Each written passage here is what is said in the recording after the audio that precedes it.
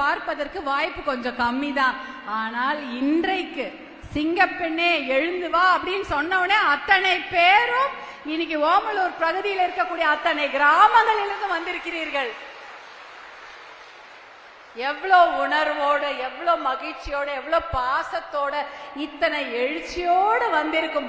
எல்லா இடத்துலயும் அழகா உட்கார்ந்துருக்கீங்க. உங்களை எல்லாம் பார்த்ததில் மிகுந்த மகிழ்ச்சி. அதுவும் இன்னைக்கு ரொம்ப அருமையான நாள். ஏன்னா சனிக்கிழமை என்றதுனால எல்லாருக்கும் ஒரு நம்மளாம் கொஞ்சம் அப்பா வேலையெல்லாம் இல்லாம இருக்கும், அதனால வந்திருக்கோம். அதிலும் இந்த பகுதி பூக்களுக்கு பெயர் போன பகுதி. என பூக்களாலே வரவேற்றீர்கள். இந்த ஓமலூர் பகுதியில திம்மப்பட்டி, பூசாரிப்பட்டியில எல்லாம் வந்திருக்கீங்களா? யார் யாரு? ஓ, எல்லாரும் வந்திருக்கீங்க. எல்லாருமே மலர் விவசாயம் இல்லையா? அப்புறம் இன்னைக்கு என்ன நாள்?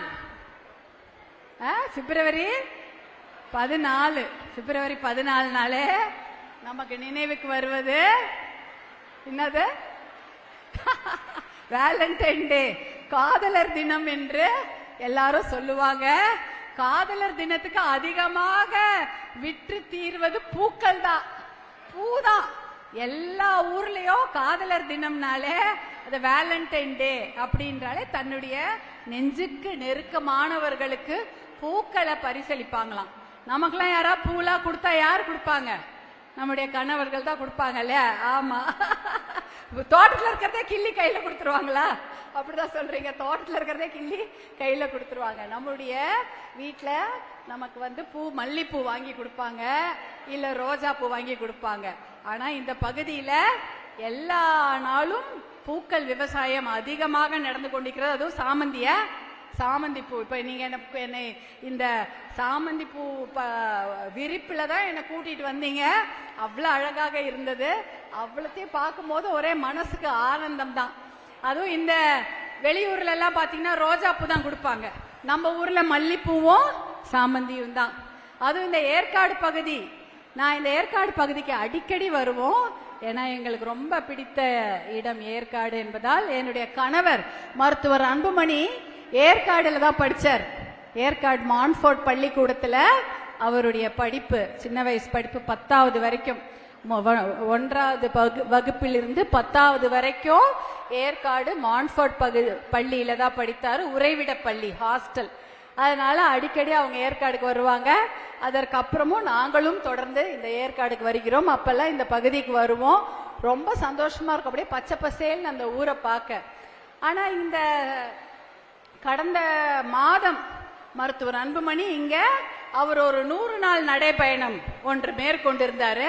நிறைய பேர் பார்த்திருப்பீங்க, தொலைக்காட்சியில பார்த்திருக்கலாம். அந்த சமயம் சரபங்கா ஆறு, சரபங்கா நதி இருக்கு இல்லையா, அங்க போய் பாக்குறாரு. டேனிஷ்பேட்டை அல்ல அப்படியே உருவாகி வரக்கூடிய அந்த பகுதியில நதியை போய் பார்த்துட்டு அவ்வளோ சந்தோஷம். ஏன்னா ஏற்காடு மலையில் உருவாகும், அந்த சேர்வராயன் மலைப்பகுதியில் உருவாகும் மழை காலத்தில் வரக்கூடிய தண்ணி அத்தனையும் அந்த சரபங்கா ஆறுக்கு வருது. அவ்வளோ சுத்தமான தண்ணிய பார்க்கவே முடியாது அப்படின்ற அவர் சொல்றாரு என்கிட்ட. அவ்வளோ சுத்தமான அருமையான சுத்தமான குடிநீர். அதுவும் அந்த தண்ணி மழை காலங்களில் மட்டுமல்ல மலைப்பகுதியில வருது. அப்ப மலையிலிருந்து இருக்கக்கூடிய ஹெர்ப்ஸ், அதாவது என்ன சொல்றோம், மூலிகைகள், அந்த மூலிகைகளை அடிச்சுக்கிட்டு அந்த தண்ணி வருது.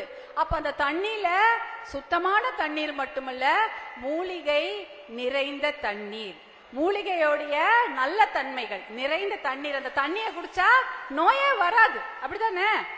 மலைப்பகுதியில வர தண்ணியில குடிச்சா நோய் வராது. அப்படிப்பட்ட ஒரு நீர் வருது. ஆனா வந்த கொஞ்ச நேரத்துக்கெல்லாம் அது சரபங்கா சிட்டிக்குள்ள போகும்போது என்ன ஆயிடுது, சாக்கடை கலந்து சாக்கடை கழிவு நீராக மாறி விடுகிறது. அப்ப என்னது, அவ்வளோ சுத்தமான தண்ணி, அதை குடிப்பதற்கு ஓமலூர்ல நமக்கு கொடுப்பன இல்லையா? ஏன் இந்த சாக்கடை தண்ணிய குடிக்கணும்? சாக்கடை தண்ணியும் கழிவு தண்ணியும் கலந்து அந்த தண்ணி ஆறே கெட்டு போயிடுச்சு, அவ்வளோ நல்ல தண்ணி இப்படி ஆயிடுச்சு அப்படின்றாங்க. அதை பார்க்க பார்க்க மனசெல்லாம் வெதும்புது அப்படின்னு சொல்றாங்க. அப்ப ஆனா தண்ணி தானமா ஒரு ஊருக்கு முக்கியம். ஒரு ஊர் எப்படி வளரும் தெரியுமா? ஒரு ஊர் இருக்குன்னா அதை சுத்தி தண்ணி தான் இருக்கும். தண்ணி இருந்தாதான் அந்த பகுதியில ஊரை வளர்ப்பாங்க. இல்லைன்னா அது தண்ணி இல்லைன்னா ஒரு இடத்துல ஊரே இருக்காது. தண்ணி இல்லைன்னா அந்த பகுதியில ஊரே இருக்காது. ஏதாவது ஒரு ஆறோ ஒரு குளமோ ஒரு ஏரியோ ஒரு கிணறோ இருந்தாதான் அந்த இடம் வளம் பெறும். அப்படிப்பட்ட இந்த மாதிரி ஒரு சூப்பரான இடம் இது. சரபங்க ஆறு இருக்குது. ஆனா அந்த இடத்துல குடிப்பதற்கு தண்ணீர் இல்லை. என்ன தண்ணீர் நமக்கு கிடைக்குது? சாக்கடை கலந்த நீர் கிடைக்குது. ஆனா இந்த பகுதியில உபரி நீர் திட்டம், காவிரி உபரிநீர் திட்டம் இருக்கிறது. மேட்டூர் அணையிலிருந்து அந்த குடிநீர் திட்டம்லாம் இருக்கு. ஆனா அதெல்லாம் சரியாக செயல்படுதா அப்படின்னா இல்லைன்னு தான் சொல்லணும். ஏன்னா ஒரு நல்ல திட்டம் இருக்குது. அதுல 100 ஏரிய, அந்த 100 ஏரிய நிரப்பணும். ஓமலூர், எடப்பாடி, சங்ககிரி போன்ற தொகுதியில, சேலம், மேட்டூர் எல்லா இடத்துலயும் 100 ஏரிகள் இருக்கு. அந்த 100 ஏரியில தண்ணீர் நிரப்பினா நம்ம கிணத்துல நல்ல தண்ணீர் வரும். கிணத்துல நல்ல தண்ணீர் வேணுமா கெட்ட தண்ணி வேணுமா? நல்ல தண்ணி வேணும்.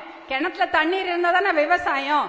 என்ன இருந்தாலும் நம்ம விவசாயம் தான். இந்த பகுதியில அதிகமாக இருக்கக்கூடியவர் விவசாய பெருங்குடி தான். அப்ப அந்த நல்ல தண்ணி வரணும்னா அந்த 100 ஏரிகள் நிரப்பப்பட வேண்டும். அந்த 100 ஏரியில 82 ஏரியா குறைச்சாங்க. இப்ப ஒரு 57 ஏரியில மட்டும்தான் தண்ணீர் இருக்கு.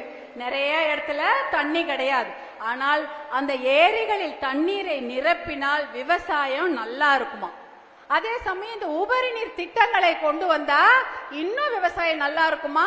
இந்த ஏரிகளை கனெக்ட் பண்றது மட்டும் இல்ல, இந்த சரபங்கா இந்த ஆறு தொடங்குற இடத்துல தடுப்பணை. இப்ப உங்க ஊர்ல தண்ணி மழை பெய்தால் என்ன செய்வோம்? மழை பெய்யுதுன்னு வச்சுங்க, நாளைக்கு மழை பெய்யாது. தண்ணி வருது, நாளைக்கு தண்ணி கிடையாது. அப்ப என்ன பண்ணுவோம்? அந்த இன்னைக்கு பெய்யற தண்ணிய சேமிச்சு வைப்போம். சேமிச்சு வைக்கிறதுனா என்ன? ஒண்ணு டேங்க் இருந்தா டேங்க்ல ஏத்திப்போம், இல்ல குடத்துல சேமிச்சு வைப்போமா இல்லையா? நல்ல தண்ணி வந்தா குடத்துலயோ அண்டாலையோ பாத்திரத்திலயோ வீட்டுல வச்சுக்குவோம். ஐயோ 2 நாளுக்கு நல்ல தண்ணி கிடைக்காது, இந்த ஒரு தண்ணி தான், அதை நம்ம பத்திரமா வச்சுக்கணும், சேமிச்சு வைப்போம் இல்லையா? அதே மாதிரி இந்த சரபங்க ஆறு வருகிற இடத்திலேயே தடுப்பணைகளை கட்டிவிட்டால் நல்ல தண்ணியை சேமித்து எல்லா ஊருக்கும் வழங்கலாம். மேட்டூரா இருக்கட்டும், சேலமா இருக்கட்டும், இல்ல இன்னும் கொஞ்சம் அந்த விரிவுபடுத்தினா வசிஷ்ட நதி, மணிமுத்தாறு நதி வரைக்கும் இந்த நல்ல தண்ணி போச்சுன்னா கடலூர் மாவட்டம் வரைக்கும் இந்த தண்ணியை நாம உபயோகப்படுத்தலாம். எவ்வளவு தண்ணி தெரியுமா இந்த சரபங்கா நதி மூலம் கடல்ல போய் கலக்குது? 4 TMC. TMCனா என்ன அப்படின்னு நீங்க நினைக்கலாம். 1000 மில்லியன் கியூபிக் ஃபீட் வாட்டர். அதாவது கிட்டத்தட்ட கோடிக்கணக்கான ஒரு பாட்டில் வாட்டர் இருக்குன்னு வச்சுக்கலாம். ஒரு லிட்டர் பாட்டில் பார்த்திருக்கீங்களா? எவ்வளவு பெருசு இருக்கும். அத மாதிரி ஒரு 28,000 கோடி பாட்டில் வந்து தண்ணி இருந்தா அது 1 TMC தண்ணி. அந்த அளவுக்கு தண்ணி, நிறைய தண்ணி. அவ்வளோ தண்ணி எங்க போகுது? கடலுக்கு வீணா கலக்குது. அதுல 1 TMC தண்ணி இருந்தா சேலம் நகராட்சி முழுக்க தண்ணீர் பிரச்சனையே கிடையாது. சேலம் நகராட்சியில எத்தனை பேர் இருக்காங்க? 15 லட்சம் பேர் இருக்கிறாங்க. அந்த 15 லட்சம் பேருக்கும் குடிக்கிறதுக்கு நல்ல தண்ணி கிடைக்கும், விவசாயத்துக்கு நல்ல தண்ணி கிடைக்கும். ஆனா இந்த திட்டத்துக்கெல்லாம் என்ன சொல்றாங்க நம்மளுடைய தமிழ்நாடு அரசாங்கத்துல? காசு இல்ல. இங்க பாத்தீங்கன்னா வாத்தியாருங்களுக்கு சம்பளம் கொடுக்க மாட்டாங்க. வாத்தியார்கள் போராட்டம் செய்யறாங்க, ஆசிரியர்கள் போராட்டம் செய்கிறார்கள். துப்புரவு தொழிலாளர்களுக்கு சம்பளம் கொடுக்க மாட்டாங்க. அவங்கெல்லாம் கும்பலா எல்லா ஊர்லயும் போராட்டம் செய்யறாங்க.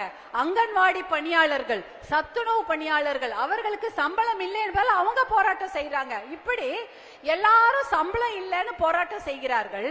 அதே போல இவங்க என்ன சொல்றாங்க? தடுப்பணை கட்டுவதற்கோ இந்த நீர் திட்டங்கள், இந்த நீர் மேலாண்மை திட்டங்களுக்கு எல்லாம் காசு இல்லைன்னு சொல்றாங்க. ஆனா அது சுத்த போய். ஏன் தெரியுமா?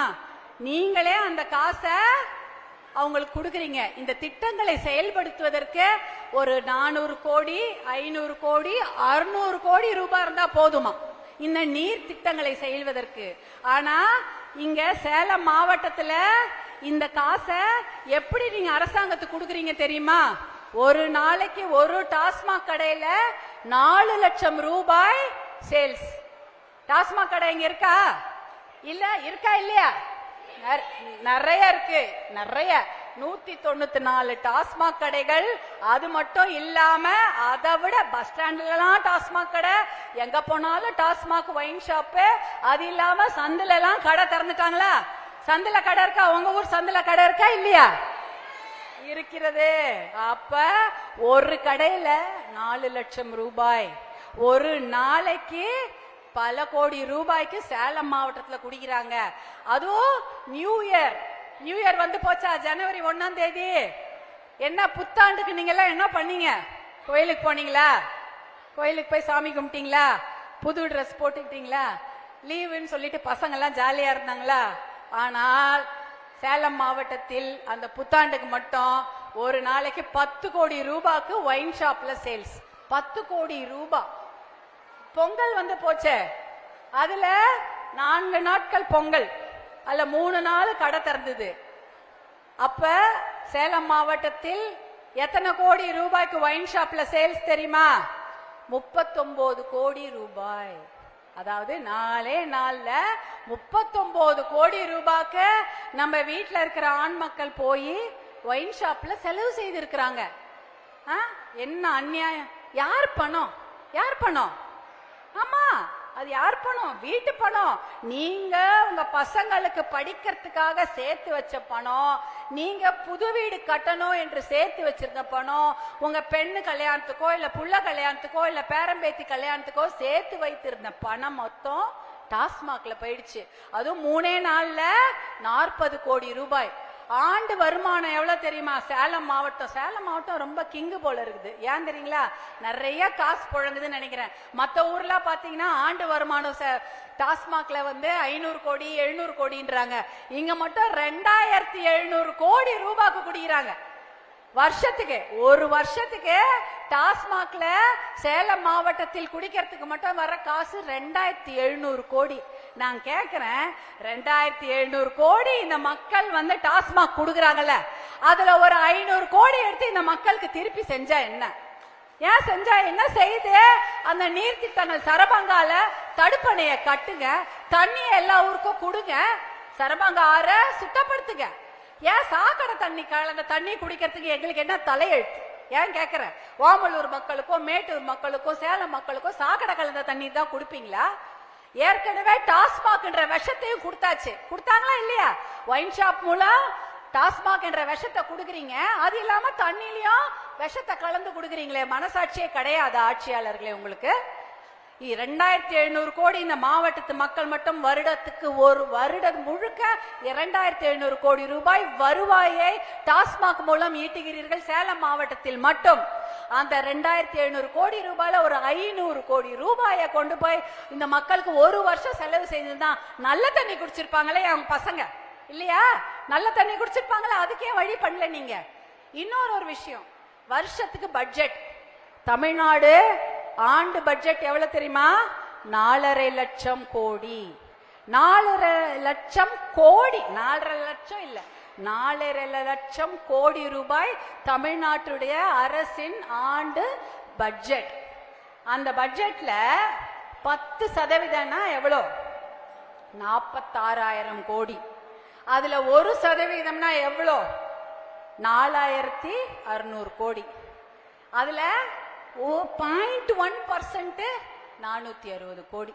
அந்த 0.1% இந்த மாவட்டத்துக்கு கொடுத்திருந்தீங்கன்னா ஒரு டிஎம்சி தண்ணியை சரபங்கா நதி மூலம் சேமித்து வைத்து இந்த காவிரி குடிநீர் திட்டம், மேட்டூர் உபரிநீர் திட்டம் எல்லா திட்டத்தையும் நிறைவேற்றி இருக்கலாம். இந்த 0.1% தமிழ்நாடுடைய ஆண்டு நிதிநிலை அறிக்கையில செலவு செய்யக்கூடிய 4.5 லட்சம் கோடி ரூபாயில் 0.1% 0.1% வந்து 450 கோடி 460 கோடி ரூபாயை இந்த மாவட்டத்திற்கு இந்த உபரிநீர் திட்டத்திற்கு இங்க செலவு செய்திருந்தீங்கன்னா கண்டிப்பாக இந்த மக்களுக்கு நல்ல தண்ணீர் கிடைச்சிருக்குமே. அது கூட மனசு வரலையா உங்களுக்கு? எதுக்கு செலவு செய்றீங்க? எதுக்கு செலவு செய்கிறீர்கள் இந்த காசை? அதுவும் கடன் வாங்கி எதுக்கு செலவு செய்றீங்க? மாசம் 1000 ரூபாய். அந்த படத்துல வருமே 1000, 2000, 3000. அத மாதிரி உங்க எலெக்ஷன் வரும்போது தான் உங்களுக்கு ஞாபகம் வரும். 1000 ரூபாய் எப்ப? 1000 ரூபாயை மகளிர் உரிமை தொகை என்று எப்பொழுது கொடுக்க ஆரம்பிச்சாங்க தெரியுமா? கரெக்டா எம்பி எலெக்ஷன் முன்னாடி. எம்பி எலெக்ஷன் எப்போ வந்தது? 2024. 24 எம்பி எலெக்ஷன் வருவதற்கு ஒரு 6 மாதத்திற்கு முன்னால் தான் இத 1000 ரூபாய் மகளிர் உரிமை தொகை என்ற திட்டத்தை அறிவித்து கொடுக்கிறார்கள். அவர்களுடைய தேர்தல் திமுகவின் தேர்தல் வாக்குறுதியில 505 வாக்குறுதியில மாதம் மகளிர் உரிமை தொகை கொடுப்போம்ல எங்கேயுமே சொல்லல. அதுக்கு தனியா ஒரு திருச்சி மாநாட்டில தான் இந்த மாதம் மகளிர் உரிமை தொகை வழங்கப்படும் அறிவிச்சு அத கொடுக்கறாங்க. அதுவும் எப்ப? எலெக்ஷனுக்கு 6 மாசம் முன்னாடி. எந்த எலெக்ஷன்? பார்லிமெண்ட் எலெக்ஷன், பாராளுமன்ற தேர்தல் 2024 நடக்குது. ஒரு 6 மாசம் முன்னாடி தான் செப்டம்பர் மாசம் அறிஞர் அண்ணா அவர்களுடைய பிறந்த நாளில் அறிவிப்பு வெளியாகி ஒரு 1,10,000 குடும்பங்களுக்கு கொடுக்கறாங்க. ஒரு கோடியே ஒரு 10,000 குடும்பங்களுக்கு இந்த 1000 ரூபாய் போகுது. மிச்சம் 1 கோடியே 10,000-30,000 குடும்பங்களுக்கு கொடுக்கல. எல்லா குடும்பங்களுக்கும் வரல. பாதி குடும்பங்களுக்கு கொடுக்கறாங்க, பாதி குடும்பங்களுக்கு கொடுக்கல. என்ன சொல்லுவாங்க? யார் கொடுத்தாங்கன்னு எப்படி தேர்ந்தெடுக்கிறாங்கன்னு அது அவங்களுக்கே வெளிச்சம். எந்தெந்த குடும்பத்துக்கு காசு போடுறாங்க. 1000 ரூபாய் அப்ப கொடுத்தாங்களா? இது வரைக்கும் எத்தனை பொங்கல் வந்துச்சு? அவர்கள் ஆட்சிக்கு 5 முறை பொங்கல் வந்து விட்டது. எப்பெல்லாம் உங்களுக்கு சிறப்பு பரிசு கொடுக்கப்பட்டது என்றால் தேர்தல் சமயங்களில் மட்டும்தான். இப்ப வந்த பொங்கலுக்கு சிறப்பு பரிசு வந்ததா? 3000 ரூபாய் வந்ததா? வந்துச்சு. எல்லாருக்கும் கொடுக்கத்தாங்க. இலவச கரும்பு எல்லாமே கொடுத்தாங்களா? 3000 ரூபாய். அந்த 3000 ரூபாய் காசு இப்ப எங்க இருக்கு? உங்ககிட்ட இருக்கிறதா? இருக்காமா? 3000 ரூபாய் காசு இல்ல. எங்க போச்சு சொல்லுங்க. மறுபடியும் ஒயின் ஷாப்புக்கு போயிடுச்சு. அது கொடுக்கவே இல்ல. கொடுத்தாலும் ஒயின் ஷாப் தான். இப்ப நேற்று 2 நாட்களுக்கு முன்னால் 5000 ரூபாய் அறிவித்திருக்கிறார்கள். எதுக்கு? சிறப்பா. ஐயோ, அடுத்த மாசம் உங்களுக்கு கொடுக்காம போயிட்டா என்ன பண்றது அப்படின்னு 5000 ரூபாய். எதுக்கு? தேர்தலுக்கு முன்னாடி. எத்தனை கோடை காலங்கள் வந்து போய்விட்டது. திராவிட முன்னேற்ற கழகம் ஆட்சியில் அமர்ந்து 5 கோடை காலங்கள் வந்து விட்டது. அப்பெல்லாம் நம்ம வெயில்ல அவஸ்தப்பட்டமே, அப்பெல்லாம் தெரியல. இப்பதான் கோடைன்னு வந்திருக்குதா? 2026 தான் கோடை வந்திருக்குதா தமிழ்நாட்டுக்கு? 2021 இருந்து கோடை காலம் வந்து கொண்டுதான் இருக்குது வருஷா வருஷம். அப்பெல்லாம் 5000 ரூபாய் கொடுக்கல. இப்ப ஏன் கொடுத்திருக்காங்க? எலெக்ஷன் நேரம், எலெக்ஷன் வந்துருச்சு. நீங்க 5000 ரூபாய் கொடுத்தா ஒயின் ஷாப்பை பத்தி மறந்துடுவீங்க. அவர்கள் என்ன வேணா தப்பு செய்யலாம், எவ்வளவு வேணா நம்ம குழந்தைங்களை குடிகாரர்கள் ஆக்கலாம். ஆனா 5000 ரூபாய் கொடுத்தா இந்த பெண்கள் மறந்து விடுவார்கள் என்ற தைரியத்துல தான் 5000 ரூபாய் கொடுக்கறாங்க. என்னது இது? அதுவும் ஆமா, அதேதான். ஒயின் ஷாப்ல நீங்க கொடுத்த பணம் தான் உங்களுக்கு வர வேண்டிய பணம். உங்களுடைய நலத்திட்டங்களுக்காக உங்களுக்கு நல்ல தண்ணீர் கொடுக்க வேண்டும். அதுக்குதான் இந்த காசு செலவு பண்ணிருக்கணும். நல்ல தண்ணி கொடுத்தா, விவசாயம் நல்லா பண்ணிருந்தா நீங்க மாசம் 25,000 ரூபாய் நீங்களே சம்பாரிச்சிட்டு இருக்க போறீங்க. எதுக்கு அந்த 5000 ரூபாயும் 1000 ரூபாய் கொடுக்கறாங்க? அது எங்க திருப்பி என்ன பண்ணுவாங்க? இந்த பக்கம் கொடுக்கற மாதிரி 5000 ரூபாய் கொடுத்துட்டு, நான் ஒன்னே ஒன்னு சொல்றேன், இந்த பக்கம் 5000 ரூபாய் கொடுப்பாங்க. அடுத்ததா அதை அப்படியே ஒயின் ஷாப்புக்கு அந்த மாசத்திலே வாங்கிடுவாங்க. அது மட்டும் இல்ல, மின்சார கட்டணம் உயர்வு, பால் கட்டணம். மின்சார கட்டணம் அதிகமாயிடுச்சு. பால் விலை என்ன பழைய மாதிரி இருக்குதா? ஏறிச்சா? வீட்டு வரி, தண்ணீர் வரி, சாலை வரி, எத்தனையோ வரி எல்லாத்தையும் போட்டு வருடம் முழுக்க ஒரு குடும்பத்துல இருந்து 1 லட்சத்துக்கு மேல புடுங்கிடுறாங்க இந்த அரசாங்கம். ஆனா உங்களுக்கு கொடுக்கறது ஒரு 5000, மாசம் மாசம் ஒரு 1000. இது ஒரு 15,000 25,000 மட்டும்தான் உங்களுக்கு வரும். மிச்சமெல்லாம் அதை விட அதிகமாக நீங்கள் வரிகளை செலுத்துகிறீர்கள். அதை விட நம்ம வீட்டு ஆண் மக்கள் டாஸ்மாக்ல லட்சக்கணக்கில் கொண்டு போய் கொடுக்கறாங்க. ஆனா திருப்பி இலவசம்ன்ற பேர்ல 5000மோ 2000மோ 1000மோ கொடுத்து உங்களை ஏமாற்றுறாங்க. அந்த ஏமாற்று வேலைக்கு நீங்க பலியாக கூடாது. பெண்கள் விழிப்பா இருக்கணும். விஷயம் தெரிஞ்சுக்கோங்க. என்ன சொல்லுவாங்க? நாங்க நகைக்கடன் தள்ளுபடி செய்யறோம். செஞ்சாங்களாமா? செஞ்சாங்களா? நகைக்கடன் எப்ப சொன்னாங்க? 19 இருந்து சொல்லி வராங்க. எனக்கு நல்லா தெரியும். 2019 இருந்து நகைக்கடன் தள்ளுபடி, 2021 நகைக்கடன் தள்ளுபடி. ஆனா எந்த நகைக்கடன் தள்ளுபடி செய்யல. மாணவர் கல்வி கடன், பசங்க படிக்கிறதுக்கு வங்கியில கடன் வாங்கலாம், அது தெரியும்ல. பசங்க பெரிய பெரிய படிப்புக்கு பேங்க்ல போனா லோன் கொடுப்பாங்க. அந்த வங்கி கடனை தள்ளுபடி செய்வதாக வாக்குறுதி கொடுத்தாங்க. அது மட்டுமே கிட்டத்தட்ட 10,000 கோடி ரூபாய் இருக்குது. அதாவது நம்ம குழந்தைங்க படிப்பதற்காக பேங்க்ல லோன் கொடுத்தா அந்த லோனை தள்ளுபடி செய்கிறேன் என்று சொன்னது 10,000 கோடி ரூபாய் தள்ளுபடி செய்வதாக வாக்குறுதி கொடுத்தாங்க. யாராவது லோன் வாங்கியிருக்கீங்களா? இங்க பசங்க படிப்புக்கு வாங்கியிருக்கீங்க. தள்ளுபடி செஞ்சாங்களாமா? செய்யவில்லை, செய்ய மாட்டாங்க. 10,000 கோடி ரூபாய் இல்லைன்னு சொல்லிடுவாங்க. ஆனா இந்த 5,000 ரூபாய் மாசம் கொடுக்கறதுக்கு எங்கன்னு வந்தது? 6,550 கோடி ரூபாய் கடன் வாங்கி கொடுத்துக்கிறாங்க. 6,500 ரூபாய் கடன் வாங்கி உங்களுக்கு 5,000 ரூபாய் எது கொடுக்கறாங்க? அரசாங்க பணத்தை எடுத்து ஒரு கட்சிக்கு ஓட்டு வாங்குவதற்காக கொடுத்து உங்களை ஏமாற்றுறாங்க. அரசாங்க பணம், மக்கள் பணத்தை எடுத்து எல்லாருக்கும் கொடுத்து ஒரே ஒரு கட்சி ஓட்டு வாங்க வேண்டும் என்பதற்காக இந்த பணத்தை கொடுத்து ஏமாற்றுகிறார்கள். இதற்கெல்லாம் பெண்களாகிய நீங்கள் பலியாகி விடக்கூடாது.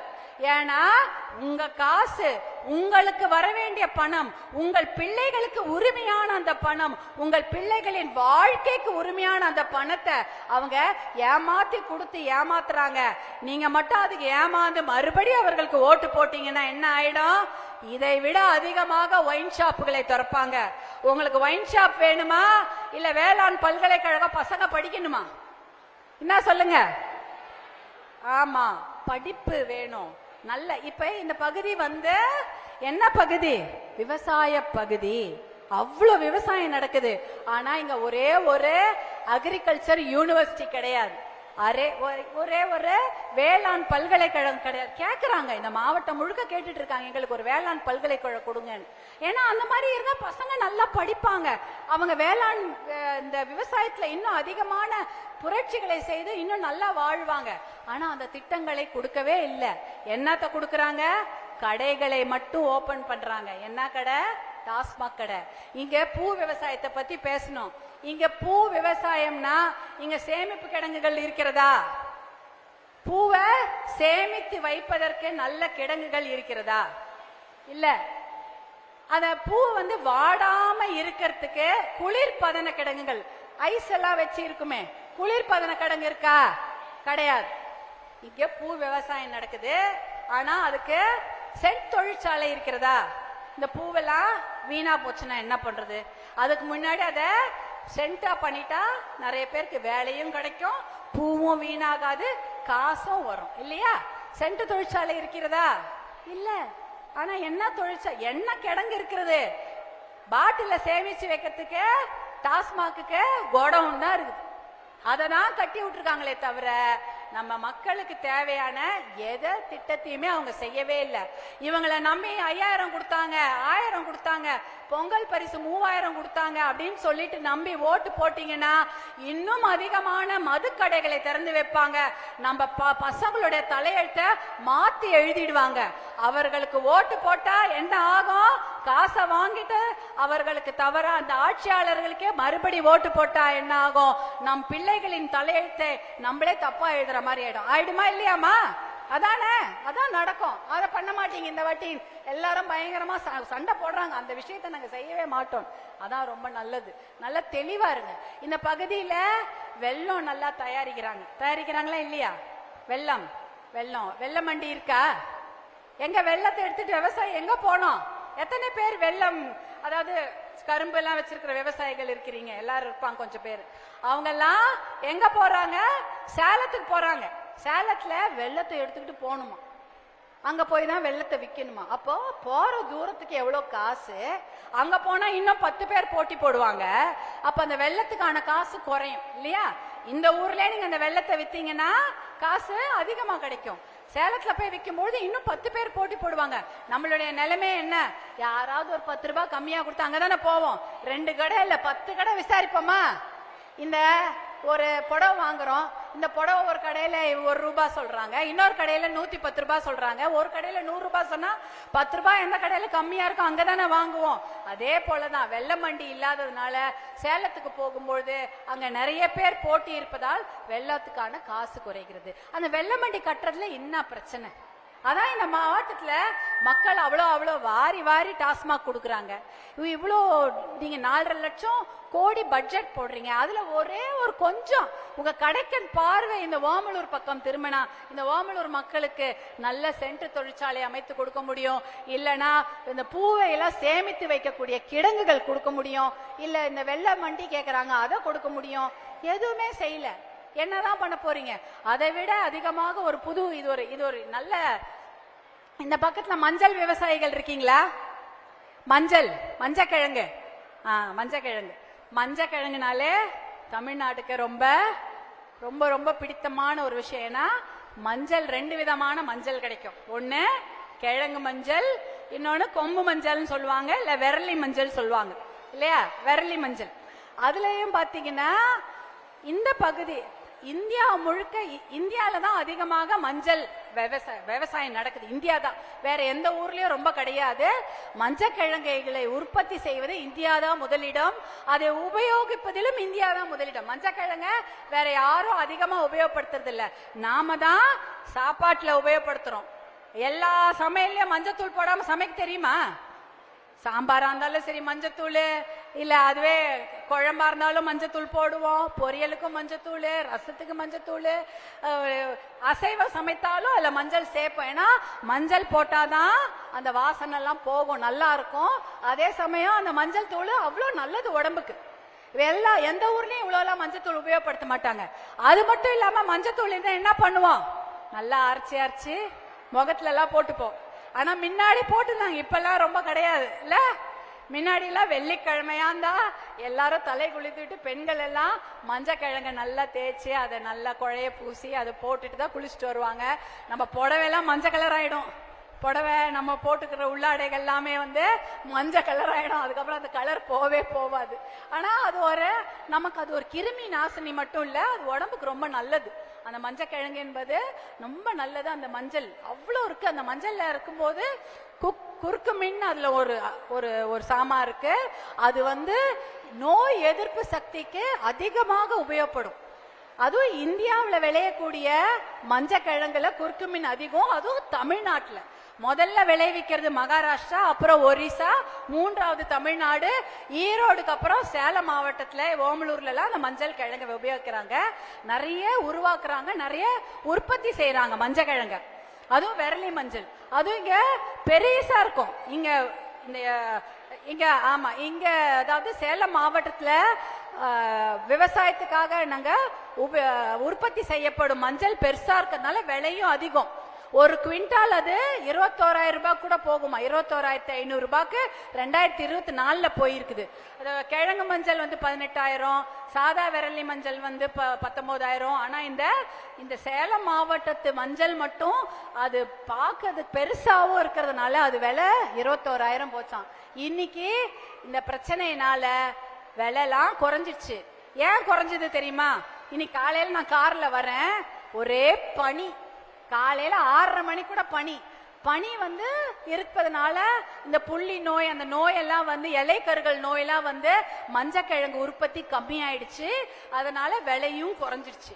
அது குவிண்டால் 25,000 கொடுக்கணும்னு பாட்டாளி மக்கள் கட்சி தொடர்ந்து வலியுறுத்திட்டு இருக்குது. ஆனா இந்த மஞ்சக்கிழங்கு பத்தி ஒரு சுவையான கதை சொல்லட்டா உங்களுக்கு? கதை கேட்க ரெடியா? யார் யாரெல்லாம் ரெடியா இருக்கீங்க? மஞ்சக்கிழங்கு என்பது இந்தியாவில் தான் அதிகமாக விளைகிறது. ஆனா இந்த மஞ்சக்கிழங்கை சொந்தம் கொண்டாடிய நாடு எது தெரியுமா? அமெரிக்கா. அமெரிக்கால மஞ்சக்கிழங்கே கிடையாது, மஞ்சள் கிழங்கு இருக்கக்கூடிய செடியே கிடையாது. ஆனா 1990களில் மஞ்சள் கிழங்கு அமெரிக்கா காப்புரிமை பெற்றுவிட்டது. அமெரிக்கான்றது எவ்வளவு பெரிய நாடு. அவங்க என்ன பண்ணிட்டாங்க? மஞ்சக்கிழங்க காப்புரிமைனா மஞ்சக்கிழங்கு எங்கள் நாட்டுடைய சொத்துன்னு சொல்லிட்டு சட்டம் போட்டு வாங்கிட்டாங்க. இன்னொரு விஷயத்தையும் சேர்த்து வாங்கிட்டாங்க. அது என்ன தெரியுமா? வேப்ப இலை. வேப்பம் சொல்றால, வேப்ப மரம், அதுல இருக்கக்கூடிய இலை, அதுல இருக்க காய், வேப்பமும் எல்லாமே அமெரிக்காவுக்கு சொந்தம் என்று காப்புரிமை பெற்று விட்டார்கள் 1990. இப்ப நான் ஒண்ணு கேக்குறேன், உங்ககிட்ட ஒரு சென்ட் நிலம் இருக்கு, இல்ல அரை சென்ட் நிலம் கூட இருக்கு. அந்த நிலத்தை வேற யாராவது உரிமை கொண்டாடினா விடுவீங்களா? என்ன பண்ணுவீங்க? கோர்ட்டுக்கு போயே 10 வருஷம் ஆனாலும் சரி அந்த நிலத்தை மீட்காம விடுவீங்களா? ஏன்னா உங்களுடைய நிலம், உங்களுடைய உரிமை, அதை இன்னொருத்த புடுங்கிறதுக்கு விடுவாமா? அதே மாதிரிதான் அவன் புடுங்கிட்டான். இனிமேல் என்ன பண்ணணும்? கிட்டத்தட்ட 1990ல இருந்து இந்த பிரச்சனை ஓடிட்டு இருக்கு. எதையாவது மஞ்ச கிழங்க வச்சு ஒரு கிரீம் செய்யணும்னா கூட, ஒரு கிரீம் மஞ்ச கிழங்க வச்சு முகத்துக்கு போடுற கிரீம் செய்வாங்களாம். அந்த செய்யணும்னா கூட அமெரிக்கா கிட்ட போய் சண்டை போட்டு உரிமை வாங்கிட்டு வரணும். அவன் அனுமதி கொடுத்தாதான் அந்த கிரீம் செய்ய முடியும். இல்லனா அந்த கிரீம் உற்பத்தி செய்யறவங்க அவன் உற்பத்தி செய்யற காசுல பாதி அமெரிக்கா கொடுக்கணும். அதே போல வேப்ப இலை, வேப்பங்காய், வேப்பம்பூ, இதுல செய்யக்கூடிய மருந்து. இந்த வேப்ப இலையெல்லாம் எதுக்கு நம்ம உபயோகப்படுத்துவோம் தெரியல? குழந்தைங்களுக்கு வயிற்றுல எதனா பூச்சி இருந்தா என்ன பண்ணுவோம்? கசக்குதோ இல்லையோ, குழந்தை அழுதாலும் சரி என்ன பண்ணுவோம்? வேப்ப இலைய பறிச்சு கழுவி நல்லா அரைச்சி, அம்மியில வச்சு அரைச்சி அதை உருண்டை பண்ணி அவங்க வாயில ஊத்தி பாலாடையில போட்டு ஊத்துவோமா இல்லையா? குழந்தைங்க அழுவும் தானே, சின்ன குழந்தைங்க எல்லாத்துக்கும் கொடுப்போம். எது ஏன்னா வேப்பம்ன்றது அவ்வளோ நோய் எதிர்ப்பு சக்தி மட்டுமில்ல, இந்த கெட்டது வயிற்றுல இருக்கிற கெட்ட புழு பூச்சியில அது அழிச்சிடும்.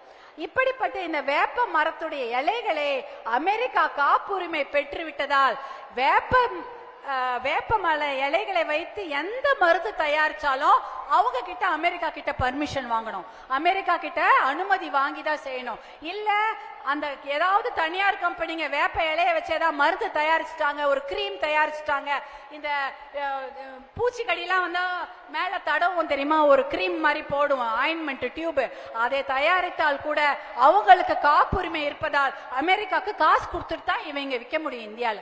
இப்படிப்பட்ட ஒரு நிலைமை தான் இருந்தது. ஆனா 2004 உங்களுடைய அன்பு அண்ணன் அன்புமணி மத்திய சுகாதாரத்துறை அமைச்சராக பதவி ஏற்றவுடன் இந்த நிலைமையை பார்த்தாரு. அவர் சொன்னார், அது எப்படி அமெரிக்காக்காரன் நம்முடைய வேப்ப மரத்தையும் நம்முடைய மஞ்ச கிழங்கையும் உரிமை கொண்டாடுவார்கள், அதை அனுமதிக்கவே கூடாது என்று சொல்லி கிட்டத்தட்ட 2 வருஷம் போராடி இது அங்க அமெரிக்காலேயே இருக்கக்கூடிய கோர்ட்ல போய் அந்த கேஸ் போட்டு அந்த தீர்ப்பை மாத்தி வாங்கிட்டு வர்றார். உங்களுடைய அண்ணன் அன்புமணி தான் அதை செய்தார், வேற யாராலையுமே அதை செய்ய முடியல. 2005 2006 அமெரிக்கா கோர்ட்ல போய் சண்டை போடுறாங்க. கிட்டத்தட்ட அப்ப மட்டும் 1 மில்லியன் அமெரிக்க டாலர்ஸ், அதாவது 5 கோடி ரூபாய் அதை செலவு செய்து பெரிய பெரிய வக்கீல்களை வைத்து அமெரிக்க நீதிமன்றத்துல போய் சண்டையை போட்டு மஞ்சள் காப்புரிமையை ரத்து செய்கிறாங்க. வேப்பம்பூ காப்புரிமை, அமெரிக்கா வைத்திருக்கக்கூடிய வேப்பம் மர காப்புரிமையும் அமெரிக்கா வைத்திருக்கக்கூடிய மஞ்சள் காப்புரிமையும் மருத்துவர் அன்புமணி அவர்கள் தான் ரத்து செய்ய வைக்கிறாரு. 2005 ரத்து செய்ததுனால தான் இன்னி வரைக்கும் நம்ம மஞ்சளையா வேப்பம்பூவையும் நம்முடைய சொத்தாக கருதி நம்ம இன்னைக்கு உபயோகப்படுத்திட்டு இருக்கோம். இல்லைன்னா ஒரு வருஷமா அவங்க கிட்ட போய் சண்டை போடணும். கொரோனா காலத்துல என்ன பண்ணி குடிச்சோம்? நம்ம கொரோனா காலகட்டம் இருந்தது இல்லையா, அப்ப என்ன பண்ணோம்? நிலவேம்பு குடிநீர், டெங்கு காய்ச்சலுக்கு நிலவேம்பு குடிநீர், கொரோனால கபசுர குடிநீர், இதெல்லாம் மஞ்சத்தூள் போட்டு வேப்பம்பூ வேப்ப இலைய சார போட்டு குடிச்சிட்டு இருந்தோம். இதுக்கு எல்லாமே அமெரிக்கா கிட்ட போய் பர்மிஷன் வாங்கிட்டு செஞ்சிருக்கணும். ஆனா இப்ப தெருக்கு தெரு அதை குடிச்சிட்டு இருந்தோம். ஏன்னா அது நம்முடைய ஊர், நம்முடைய சொத்து, நம்மளுடைய பாரம்பரியம். எது? வேப்ப மரமும் மஞ்ச கிழங்கும். அதை எப்படி அவங்க உரிமை கொண்டாடுவார்கள் என்பதனால்தான் அவ்வளோ பெரிய, அதற்கு முன்னாடி எத்தனையோ பேர் இருந்தாங்க, அவங்களால அதை கொண்டு வர முடியல. இவர் மட்டும்தான், அன்புமணி மட்டும்தான் அதை யோசிச்சு 5 கோடி ரூபாய் செலவு செய்து அமெரிக்க நீதிமன்றங்களில் போய் வாதாடி மஞ்சக்கிழங்கையும் வேப்ப மரத்தையும் நம்முடைய சொத்தாக மறுபடியும் நம்மிடம் கொண்டு வந்து சேர்த்தார். அதனால்தான் கொரோனா காலகட்டத்தில் நம்மளால அவ்வளவு எளிதாக அந்த கொரோனாவை தாண்டி வெளிவந்தோம். இல்லைன்னா அவ்வளவுதான், மஞ்சள் யூஸ் பண்ணவே முடியாது, எல்லாத்துக்கும் அவங்க கிட்ட சண்டை போட்டிருக்கணும். இதுதான் ஒரு பெரிய விஷயம். அதனாலதான் என்ன பண்ணாரு அன்புமணி, என்ன பண்ணிட்டாரு, ஒரு நூலகம், டிஜிட்டல் நூலகம், ட்ரெடிஷனல் நாலேஜ் டிஜிட்டல் லைப்ரரி. அப்படின்னா நம்ம மாவட்டத்தில் இருக்கக்கூடிய, நம்ம இந்திய நாட்டில் இருக்கக்கூடிய அத்தனை பாரம்பரியமான விஷயத்திலையும் அதுல பதிவு பண்ணாங்க. இங்க யாருக்காவது என்ன சொல்றது, மஞ்சள் காமாலை நோய் தெரியும், குழந்தைங்களுக்குலாம் வரும். மஞ்சள் காமாலை வந்துச்சுன்னா எல்லாம் பயப்படுவாங்க. ஆனா மஞ்சள் காமாலை வந்தா முதல்ல நம்ம என்ன செய்வோம்? கீழாநெல்லி கொடுப்போமா? மஞ்சள் கரிசலாங்கண்ணி கீரை அதானே எடுத்தோடனே அதானே சமைச்சு எல்லாம் கொடுப்பாங்க. மஞ்சள் கரிசலாங்கண்ணி கீரை, கீழாநெல்லி இதான் கொடுப்போம். இதுதான் நம்ம பாரம்பரிய மருத்துவம். இதே போல எல்லாருக்கும் உடம்பு சரியில்லை அப்படின்னா என்ன பண்ணும்? உடனே துளசியை பறிச்சு அரைச்சு கொடுப்பாங்க சளிக்கு. அப்புறம் அந்த கற்பூரவள்ளி இலை அத அங்க சும்மா அங்கங்க முளைச்சிருக்கும், அதை கழுவி மென்னு சாப்பிட்டுடுவாங்க. இப்ப என்ன சொல்றாங்க? பப்பாளி இலை, பப்பாளி இலை சாப்பிட்டா எப்பேற்பட்ட கொசுவால வரக்கூடிய எந்த நோயா இருந்தாலும் போயிடும்ன்றாங்க. இப்படி இந்த பாரம்பரிய வைத்திய முறைகள் எல்லாம் அதுல பதிவு பண்ண சொல்லிட்டார். இத பதிவு பண்ணிட்டா என்ன ஆகும்? வேற யாருமே அதுக்கு உரிமை கொண்டாட முடியாது. உங்க குழந்தைங்களுக்கு பேரை இன்னொருத்த வச்சா சும்மா விடுவீங்களா? விடுவீங்களா? என்னமா விட மாட்டீங்க இல்லையா? உங்கள் பிள்ளைகளுக்கு உரிமை நீங்கள் தான், இன்னொருத்தர் உரிமை கொண்டாட முடியாது. அதே போல நம்முடைய பாரம்பரியமான மருத்துவமா இருக்கட்டும், நம்ம பாரம்பரியமான எல்லா மருத்துவமா இருக்கட்டும், காயா இருக்கட்டும், பழமா இருக்கட்டும், மருத்துவ முறைகளா இருக்கட்டும், எல்லாத்தையும் இந்த டிஜிட்டல் நூலகம், இந்த நூலகத்துல பதிவு பண்ணிட்டா வேற யாருமே சொந்தம் கொண்டாட முடியாது. இதுல பாத்தீங்கன்னா கிட்டத்தட்ட ஒரு 34 கோடி பக்கங்கள் பதிவு பண்ணிருக்காங்க எல்லா மொழிகளிலும். எல்லா மொழினா நம்ம தமிழ்நாடு மட்டும் இல்ல, ஹிந்தி மொழியில இருக்கட்டும், தெலுங்கு மொழியில இருக்கட்டும், இல்ல ஒரிசா மொழியில இருக்கட்டும், எல்லா ஊர்ல இருக்கக்கூடிய பாரம்பரிய மருத்துவ வகைகள். இப்ப தமிழ்நாடுனா சித்த மருத்துவத்துல என்னென்ன வகைகள் இருக்கோ, என்ன சளிக்கு என்ன மருந்து, ஜுரத்துக்கு என்ன மருந்து, வயிற்று வலிக்கு என்ன மருந்து, மூட்டு வலிக்கு என்ன மருந்து, எல்லாத்தையுமே அதுல பதிவு பண்ணிருப்பாங்க. அதே போல கேரளானா ஆயுர்வேதம், எப்படிப்பட்ட உடம்பு வலிக்கு என்னென்ன மருந்துகள், மருத்துவ முறைகள் இருக்கோ அதை பதிவு பண்ணிருப்பாங்க. இப்படி நல்ல நல்ல திட்டங்களை எல்லாம் அதுல பதிவு பண்றதுனால வேற யாருமே சொந்தம் கொண்டாட முடியாது. இந்த மாதிரி தான் திட்டங்கள் கொண்டு வர வேண்டும். இங்க என்ன பண்றீங்க? நமக்கு நல்ல திட்டங்கள் எதுவுமே கொடுக்கறது இல்ல. நம்ம கேட்கறது நல்ல தண்ணி, அதுக்கு பதில் கொடுக்கறது விஷ தண்ணி. நம்ம கேட்கறது பசங்களுக்கு நல்ல படிப்பு, அதுக்கு கொடுக்கறது இலவசம். வாய் அடைக்கணும் இல்ல. போதை பழக்கம், போதை பழக்கத்தை பத்தி தெரியுமா? எல்லாருக்கும் தெரியும், எல்லா ஊர்லயும் இருக்கு. எந்த ஊர் போனாலும் இப்ப முன்னாடிலாம் நான் பிரச்சாரத்துக்கு வரும்போதெல்லாம் என்ன சொன்னாங்க, அம்மா இந்த ஒயின் ஷாப்பை மூடுமா, ஒயின் ஷாப்பை மூடுமான்னு என்ன எல்லா பெண்களும் கேட்பாங்க. இப்ப என்ன சொல்றாங்க? ஐயோ அம்மா கஜ்ஜாலாம் பயங்கரமா இருக்குது, ஒரே மாத்திரை பவுடர், பசங்க கையில எல்லாம் பேப்பர் பவுடர் இருக்குது, மாத்திரை இருக்குது, என்ன பண்றதுன்னே தெரியல, அதை எப்படியாவது ஒழிங்க அப்படின்னு சொல்றாங்க. இப்ப இந்த மாதிரி விஷயங்களுக்கு தான் முக்கியத்துவம் கொடுத்து இதை ஒழிக்கப்பட வேண்டுமே தவிர திருப்பி திருப்பி அதையே கொண்டு நம்ம மேல் திணிக்க கூடாது. இந்த ஊர்ல இன்னொரு சிறப்பு வரி கத்திரிக்காய் இருக்கா? வரி கத்திரிக்காய் இருக்குன்னு சொன்னாங்க. கத்திரிக்கால வரி வரியா போட்ட கத்திரிக்காய் அது ஓமலூர்ல தான் கிடைக்குமா. அதே போல வேலூர்ல முள்ளு கத்திரிக்காய், முள்ளு கத்திரிக்காயில சாம்பார் குழம்புலாம் வைப்பாங்க. வரி கத்திரிக்காய் சீக்கிரமா வெந்துரும், சுவை நல்லா இருக்கும். இப்ப இருக்கா இல்லையா? இருக்குதா? எவ்வளவு சிறப்பு தெரியுமா? இது வேற எந்த ஊர்லயும் கிடைக்காது, இங்க மட்டும்தான் கிடைக்குது. இதுக்கு சிறப்பு அந்தஸ்து வாங்கி கொடுக்கணும். இதைதான் மருத்துவர் அன்புமணி உங்க அண்ணன் சொல்லிட்டே இருக்காரு, இந்த வரி கத்திரிக்காய்க்கு சிறப்பு அந்தஸ்து வாங்கி கொடுங்க. சிறப்பு அந்தஸ்து வந்துடுச்சுன்னா வெளிநாட்டுக்கெல்லாம் ஏற்றுமதி செய்யலாம். இப்ப வேலூர்ல இருக்கக்கூடிய முள்ளு கத்திரிக்காய்க்கு ஜிஐ, அதாவது ஜியாலஜிக்கல், அதாவது அதுக்கு ஒரு நம்பர், ஒரு எண் வாங்கி சிறப்பு அந்தஸ்து வாங்கி கொடுத்ததுனால ஏற்றுமதி அதிகமா இருக்குது, நல்லா காசு பாக்குறாங்க அந்த விவசாயிகள்.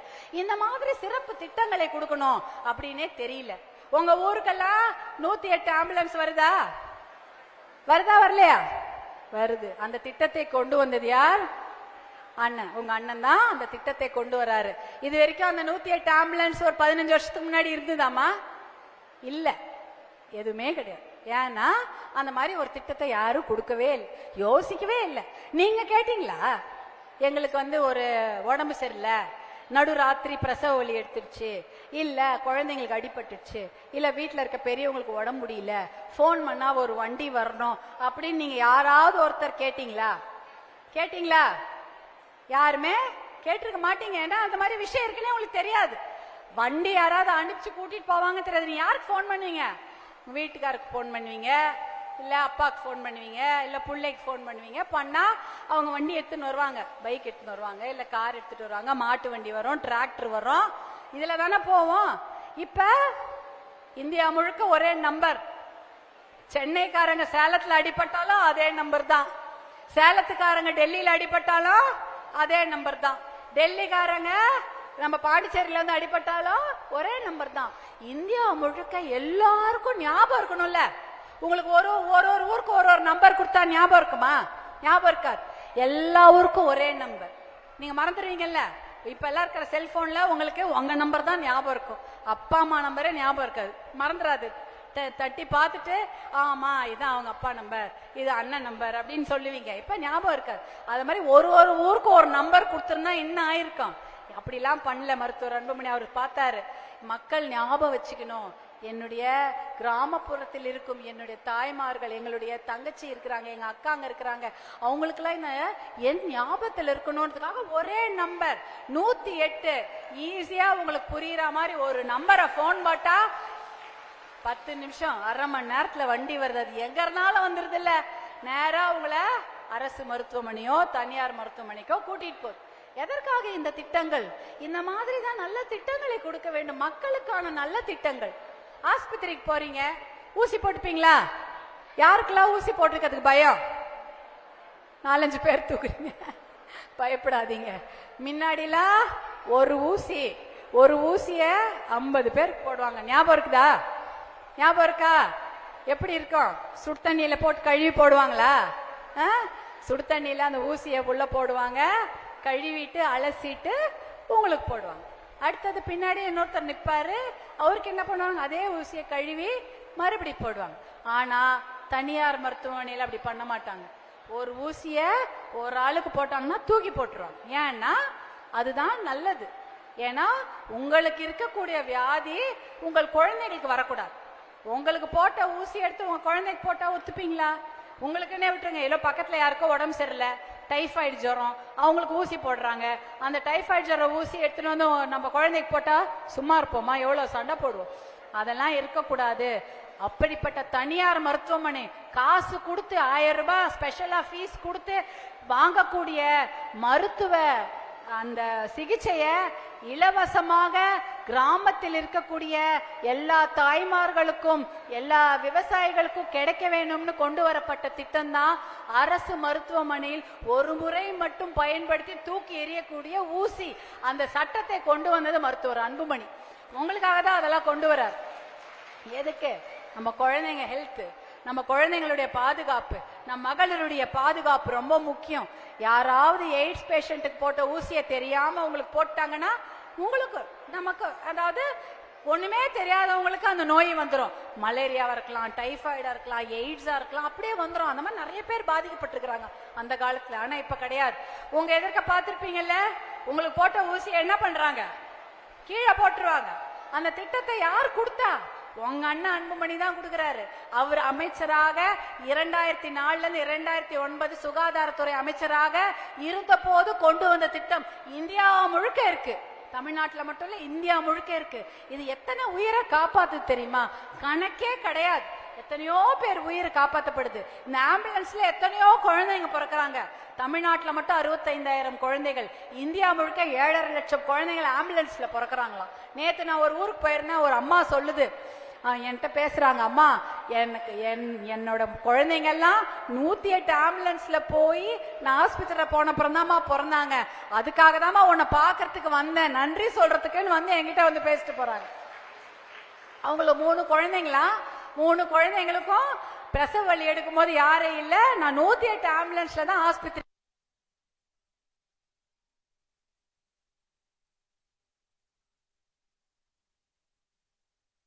மருத்துவர் அன்புமணியின் மனைவி சௌமியா வந்திருக்காங்கன்னு நான் வண்டி ஏறி வந்தேம்மா உங்களை பார்க்கன்னு வந்து என்கிட்ட வந்து பார்த்துட்டு எனக்கு வந்து வாழ்த்து சொல்லிட்டு போனாங்க. அந்த மாதிரி நிறைய நல்ல திட்டங்களை அவர் வந்து கொடுக்க வேண்டும். அதுக்காக தான் வந்து உங்க அண்ணன் என்ன சொல்றாரு? விவசாயத்துக்கு முன்னுரிமை கொடுங்க. இந்த பகுதி விவசாயம் நல்லா இருந்தா இந்த 1000 ரூபாய் 5000 ரூபாய் எதுக்கு? நீங்க உங்க பீராவு தரதா உங்க காசு உங்ககிட்டே இருக்கும். இருக்குமா இருக்காதா? இனிமேல் என்ன பண்றீங்க? 5000 ரூபாய் வந்து விட்டதா? வரல கொடுப்பாங்க. எப்ப கொடுப்பாங்க? எலெக்ஷன் கிட்ட கொடுத்துருவாங்க. பயப்படாதீங்க, வந்துடும். எலெக்ஷன் கிட்ட அரசாங்க காசை கொடுத்து ஓட்டு வாங்குறதுக்கு கண்டிப்பாக வரும். கொடுக்காம போக மாட்டாங்க. நீங்க என்ன பண்ணணும்? ஒரு நோட் எடுத்துக்கோங்க. எடுத்துப்பீங்களா? வரவு செலவு கணக்கு எழுதுவீங்களா? மகளிர் எல்லாருமே நம்ம எழுதுவோம்.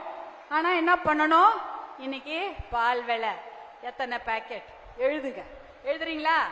எழுதுங்க. ஏன்னா இன்னைக்கு இருக்கிற பால் விலை அடுத்த மாசம் இருக்காது, ஏத்திடுவாங்க. பாருங்களேன், ஏத்திடுவாங்க. மின்சார கட்டணம் எவ்வளோ எழுதுங்க. காய்கறி வாங்கினீங்களா? அதையும் எழுதுங்க.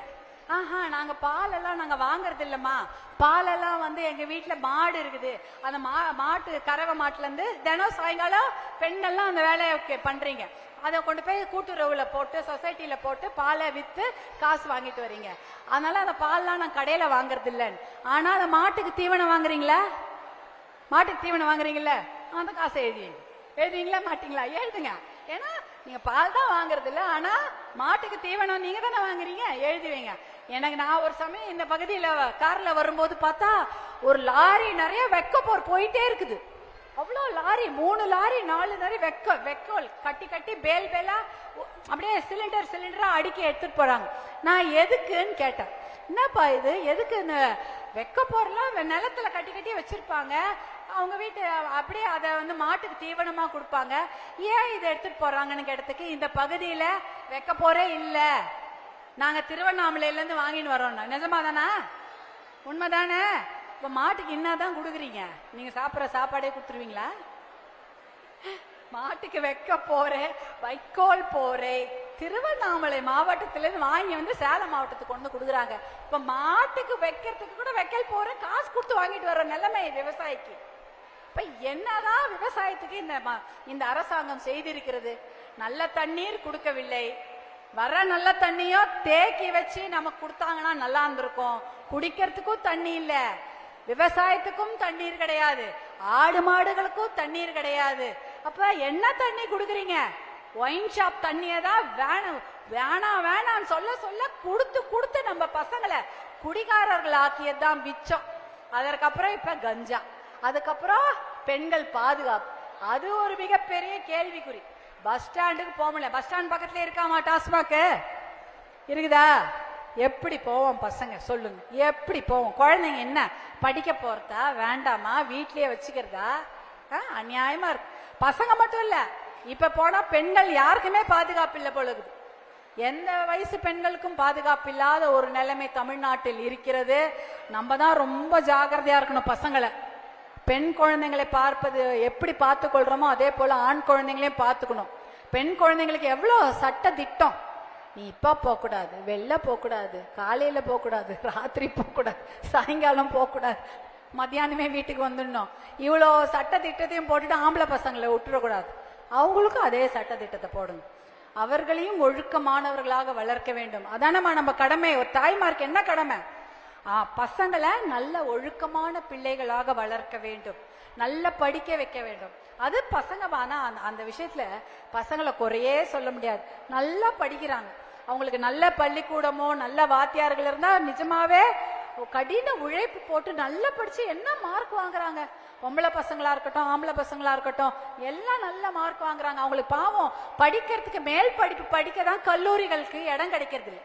டாக்டர் படிக்கணும்னு 100 பேர் ஆசைப்படுறாங்க, 10 பேர் கூட ஆக முடியறது இல்லை.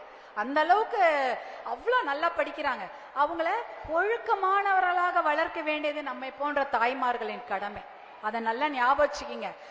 ஆம்பளை பசங்களுக்கும் மது பழக்கமோ குடிப்பழக்கமோ போதை பழக்கமோ கஞ்சா பழக்கமோ போதை மாத்திரை போதை பவுடர் எந்த பழக்கமும் இல்லாமல் கொஞ்சம் விழிப்பாக தாய்மார்கள் பார்த்து கொண்டே இருங்கள். அது ரொம்ப ரொம்ப ரொம்ப முக்கியம். அதனாலதான் நம்ம இளைஞர் சமுதாயம் இன்னைக்கு ரொம்ப மிகப்பெரிய பாதிப்புல இருக்கிறாங்க. எனக்கு பயமா இருக்கு அடுத்த தலைமுறையை நினைக்கும் பொழுது. நம் பெண்ணுக்கு எப்படி போய் மாப்பிள்ளை தேர்றது? குடிக்காத ஒரு மாப்பிள்ளை வேணும் இல்லையா? போதை பழக்கம் இல்லாத ஒரு மாப்பிள்ளை கிடைக்கணுமே, ஐயோ நம்ம பொண்ணு நல்லா இருக்கணுமே நம்ம நினைக்கிறோம் இல்லையா? அப்ப என்ன பண்ணணும்? நம்ம பிள்ளையோ நம்ம அதே மாதிரி வளர்க்கணுமா இல்லையா? குடிப்பழக்கம் இல்லாத ஒரு பிள்ளை இருந்தாதான் அவன் வந்து ஒரு பொண்ணுக்கு தாலி கட்டும் போது நல்ல பழக்கத்தோட இருப்பான் இல்லையா? சோ நம்ம பொண்ணுக்கு மட்டும் குடிப்பழக்கம் இல்லாத மாப்பிள்ளை வேணும். அப்ப நம் மகனையும் அதே குடிப்பழக்கம் இல்லாத ஒரு ஒழுக்கமான மகனாக வளர்க்க வேண்டும். அதுவும் நம்முடைய குறிக்கோளாக இருக்க வேண்டும். இதெல்லாம் தான் உங்கள்கிட்ட சொல்லணும்னு நினைச்சேன். இந்த சட்டமன்ற தேர்தல் வருகிறது. உங்களுடைய அண்ணன் அன்புமணி நல்ல நல்ல திட்டங்களை வைத்திருக்கிறார். வேளாண் துறைக்கு மட்டுமல்ல, பெண்கள் பாதுகாப்பு, பெண்களுடைய மேம்பாட்டுக்காக நல்ல நல்ல திட்டங்களை வச்சிருக்கிறாரு. அதனால நீங்கெல்லாம் மருத்துவர் அன்புமணி அவர்கள் பின்னால் ஆதரவாக அன்பாக இருக்க வேண்டும் என்றுதான் கேட்டுக்கொள்ள இன்னைக்கு வந்திருக்கிறேன். மருத்துவர் அன்புமணி உங்களுக்காக தான் வேலை செய்ய தயாரா இருக்கிறார். நல்ல திட்டங்களை செயல்படுத்த தயாராக இருக்கிறார். நீங்கள் அவரோடு இருக்க வேண்டும். நீங்க அவரோடு இருந்தீங்கன்னா அவரால் இன்னும் நிறைய திட்டங்களை கொண்டு வர முடியும். இது மிகப்பெரிய தேர்தல் வர இருக்கிறது. நல்ல கூட்டணி அமைந்திருக்கிறது. நிச்சயமாக மிகப்பெரிய நாம் வெற்றி பெறுவோம். நல்ல திட்டங்களை நம்மால் இந்த மாவட்டத்திற்கு கொண்டு வர முடியும் என்பதுதான் இந்த நேரத்தில் நான் தெரிவித்துக் கொள்கிறேன். நீங்க எல்லாம் யார் பின்னால் இருக்க வேண்டும் என்பதை முடிவு செய்து கொள்ளுங்கள். உங்களுக்காக உழைக்கக்கூடிய ஒழுக்கமான நபர்கள் பின்னால் நீங்கள் இருக்க வேண்டும். உங்களுக்காக உழைக்கக்கூடியவர் மருத்துவர் அன்புமணி. அவர் உங்களோட தான் இருப்பாரு. தங்கச்சிங்களுக்காக 2004 108 ஆம்புலன்ஸ் விட்டாரு. 108 ஆம்புலன்ஸ் திட்டத்தை உங்களுக்காக சிறப்பாக 2005 கொண்டு வந்தவர் மருத்துவர் அன்புமணி. அதே போல நல்ல நல்ல திட்டங்களை உங்களுக்கு செய்ய தயாராக இருக்கிறார். நீங்களும் அவர் பின்னால் இருக்க வேண்டும் என்று உங்களை அன்போடு கேட்டுக்கொள்கிறேன். நானும் உங்க வீட்டு பெண்ணா உங்களோட தான் இருக்கிறேன். நீங்க சொல்ற அத்தனையும் உங்களுடைய தேவைகள் அத்தனையும் கண்டிப்பாக நாம நிறைவேற்றி நம்மால் கொடுக்க முடியும் என்பதை இந்த நேரத்தில் தெரிவித்துக் கொண்டு, உள்ளாட்சி தேர்தல் வருது. எல்லாரும் போட்டி போடுங்க. சட்டமன்ற தேர்தலில் விழிப்பா இருங்க. இன்னும் கூட காசு கொண்டு கொடுப்பாங்க. கொடுத்து உங்கள் மனதை மாற்ற முயற்சி செய்வார்கள். அதற்கெல்லாம் நீங்கள் பலியாகி விடக்கூடாது, ஏமாறக்கூடாது. எத்தனை காசு கொடுத்தாலும் உங்க பிள்ளைங்களோட தலையெழுத்த ஞாபகிங்க. நம்ம பிள்ளைகளை அவர்கள்தான் மதுவை ஊற்றி கெடுத்தார்கள் என்பதை நினைவில் வைத்துக் கொள்ளுங்கள். எத்தனை காசு கொடுத்தாலும் அவர்கள் செய்த அந்த தவறை மன்னிக்கவே கூடாது. இல்லையா?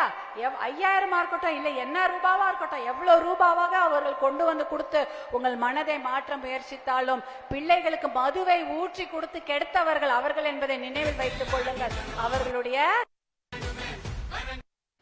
மருத்துவர் அன்புமணி பின்னால் நீங்கள் எல்லாம் ஒற்றுமையாக ஒரு அக்கா தங்கச்சியாக நீங்கள் எல்லாம் இருக்க வேண்டும் என்று கேட்டுக்கொண்டு, இந்த உள்ளாட்சி தேர்தலில் எல்லோரும் போட்டி போட்டு நல்ல வார்டு மெம்பர், கவுன்சிலர் எது வேணாலும் ஆகலாம். எல்லாம் தெளிவா இருக்கீங்க, படிச்சிருக்கிறீங்க. உங்க உள்ளாட்சி தேர்தலில் நீங்கள்லாம் வார்டு மெம்பர், கவுன்சிலராக ஆகி உங்க பகுதிக்கு நல்லதை செய்து கொள்ள வேண்டும் என்று கேட்டுக்கொண்டு, இவ்வளவு நேரம் பொறுமையாக ஒருத்தர் கூட எழுந்தே போல பொறுமையாக உட்கார்ந்து என்னுடைய பேச்சை கேட்ட அன்பு சகோதரிகளுக்கு என் மனமார்ந்த நன்றியை தெரிவித்துக் கொள்கின்றேன். மிக்க நன்றிமா. நன்றி.